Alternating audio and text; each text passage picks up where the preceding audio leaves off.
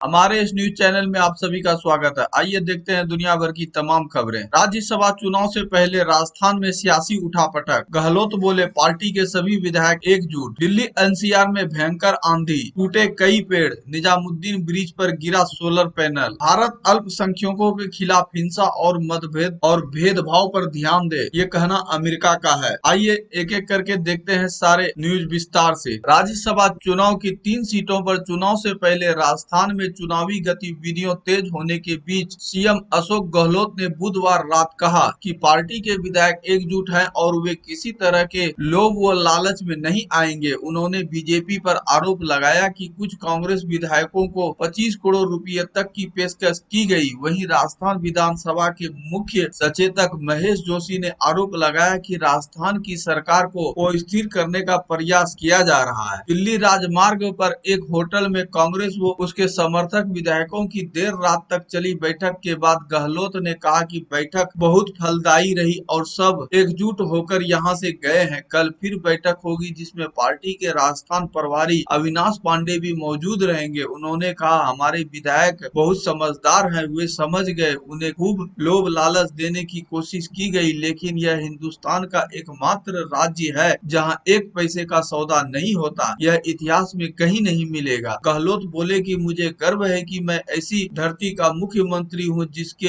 लाल बिना सौदे के लोभ लालच के सरकार का साथ देते हैं। सरकार स्थिर रहनी चाहिए। राज्य के कुछ विधायकों को प्रलोभन दिए जाने के सवाल पर उन्होंने कहा करोड़ों अरबों रुपए भेजे जा रहे हैं। सुन रहे हैं कि नकली स्थानांतरित हो रही है। जयपुर में कौन भेज रहा है? बांटने के लिए एडवांस देने की बातें हो रही है। आप लीजिए 10 करोड़ एडवांस ले लीजिए, बाद में 10 और देंगे, फिर 5 और देंगे। क्या हो रहा है? खुला खेल हो रहा है यहाँ पे। जोशी ने एसीबी के महानिदेशक को भेजी शिकायत में कहा है कि अति विस्तृत सूत्रों से जानकारी मिली है कि कर्नाटक, मध्य प्रदेश व गुजरात की तर्ज पर राजस्थान में भी हमारे विधायकों व हमारा समर्थन कर रहे निर्दलीय विधायकों को भारी प्रलोभन देकर राजय की लोकतांत्रिक तौर से चुनी हुई सरकार को अस्थिर करने का विस्तृत प्रयास किया जा रहा है। जोशी ने इस तरह के लोगों को चिन्हित कर उनके खिलाफ कानूनी कार्रवाई करने की मांग की है।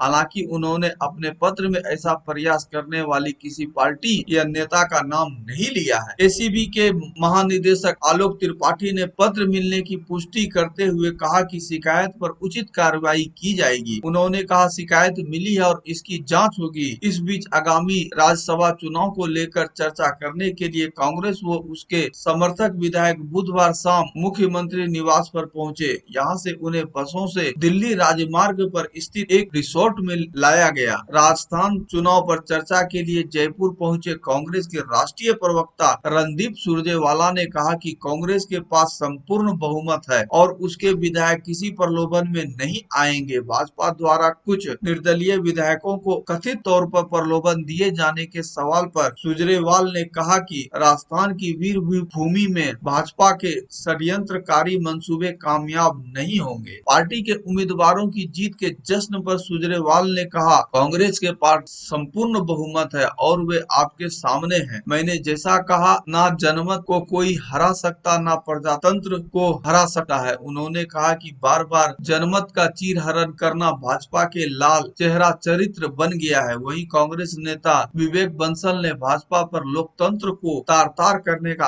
आरोप लगाया। उन्होंने राज्य में पार्टी के दोनों प्रत्याशियों की जीत का विश्वास जताया है। उधर भाजपा ने प्रदेश अध्यक्ष सतीश पूनिया ने कहा कि राजस्थान की कांग्रेस सरकार अपने आप को सुरक्षित महसूस कर रही है। उन्होंने कहा भले ही वह कांग्रेस भाजपा पर आरोप लगाए, लेकिन उनका खुद का घर सुरक्षित नहीं है। उनको अपने विचारों पर भरोसा नहीं है। राजस्थान से राज्यसभा की 3 सीटों के लिए द्विवार्षिक चुनाव 19 जून को होना है। इस चुनाव के लिए कांग्रेस ने सी वेणुगोपाल और नीरज डांगी को अपना उम्मीदवार बनाया है, जबकि भाजपा ने राजेंद्र गहलोत को उम्मीदवार बनाया था। हालांकि अंतिम क्षणों में भाजपा के ओंकार सिंह लखावत ने भी पर्चा दाखिल किया। राज्य की 200 सदस्यों वाली विधानसभा में कांग्रेस के 107 विधायक हैं। इसमें 6 विधायक पिछले साल भाजपा से कांग्रेस में शामिल हुए। इसके अलावा 13 निर्दलीय विधायकों में से 12 कांग्रेस का समर्थन कर रहे हैं। दिल्ली एनसीआर में भयंकर आंधी, टूटे कई पेड़। निजामुद्दीन ब्रिज पर गिरा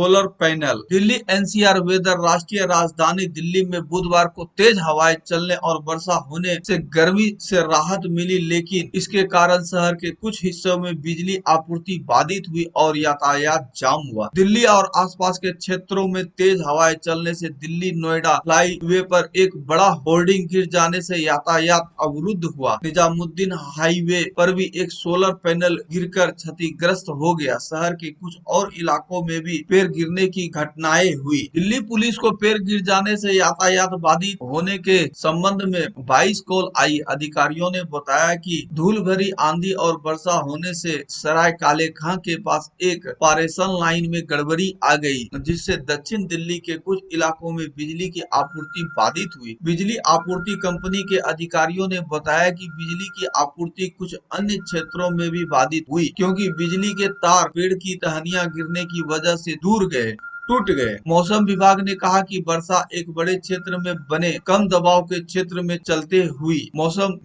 विज्ञान विभाग के क्षेत्रीय पुनर्निर्माण केंद्र के प्रमुख कुलदीप श्रीवास्तव ने बताया कि दिल्ली के कुछ हिस्सों में प्रति घंटे 50 किलोमीटर तक की रफ्तार से हवाएं चली और हल्की बारिश हुई। मौसम विभाग ने कहा कि आंधी नोएडा और गाजियाबाद में अधिक थी। उन्होंने कहा कि अगले कुछ दिनों में तापमान में गिरावट होने की संभावना है, क्योंकि बंगाल की खाड़ी में कम दबाव का क्षेत्र बनने के कारण नमी वाली हवाओं के आने से 12 और 13 जून को दिल्ली एनसीआर में बारिश होगी। वरिष्ठ वैज्ञानिकों ने कहा कि 15 जून तक राजस्थान में बारिश भीषण गर्मी पड़ने की संभावना नहीं है। सफदरगंज वेधशाला ने बारिश से पहले अधिकतम तापमान सामान्य से 2 डिग्री अधिक 41.5 डिग्री सेल्सियस दर्ज किया। रविवार को वेधशाला ने अधिकतम तापमान 34.8 डिग्री सेल्सियस दर्ज किया था, जो कि सामान्य से 5 डिग्री कम था। पालम और आया नगर मौसम स्टेशनों ने अधिकतम तापमान क्रमशः 43.6 डिग्री सेल्सियस और 42.2 डिग्री सेल्सियस दर्ज किया। आर्द्रता 43 से 74% के बीच रही। मौसम विभाग ने बृहस्पतिवार शाम में 40 किलोमीटर प्रति घंटे की रफ्तार से चलने वाली हवाओं के साथ हल्की बारिश और गरज के साथ छींटे पड़ने का पुनर्निर्माण जताया है। अधिकतम और न्यूनतम तापमान क्रमशः 40 डिग्री सेल्सियस और 26 डिग्री सेल्सियस रहने की उम्मीद है। भारत अल्पसंख्यकों के खिलाफ हिंसा और मतभेद पर ध्यान दे। अमेरिका की एक रिपोर्ट में कहा गया कि भारत में धार्मिक और जातीय अल्पसंख्यकों के खिलाफ मतभेद होता है और उन पर हमले किए जाते हैं। इन कथित हमलों को लेकर इस रिपोर्ट में चिंता व्यक्त की गई है। रिपोर्ट में अमेरिकी अधिकारियों ने संविधान के अनुसार अल्पसंख्यकों को सुरक्षा दिए जाने की जरूरत पर जोर दिया है। भारत इससे पहले अमेरिका की धार्मिक स्वतंत्रता रिपोर्ट को यह कहकर खारिज कर चुका है कि विदेशी सरकार को देश के लोगों के संवैधानिक अधिकारों पर बोलने का कोई अधिकार नहीं है। अमेरिका की कांग्रेस में समर्थन प्राप्त 2019 अंतर्राष्ट्रीय धार्मिक स्वतंत्रता रिपोर्ट को विदेश मंत्री माइक पोम्पियो ने रिलीज किया। इसमें दुनिया भर में धार्मिक स्वतंत्रता का उल्लंघन की घटनाओं का उल्लंघन किया गया है। इस रिपोर्ट के भारत सेक्शन में कहा गया कि अमेरिकी सरकार के अधिकारियों ने धार्मिक स्वतंत्रता के सम्मान की अहमियत और असहिष्णुता के प्रसार और सम्मान को साल भर देखा। सरकारी अधिकारियों, मीडिया, धार्मिक सौहार्द संगठनों और एनजीओ से बातचीत की।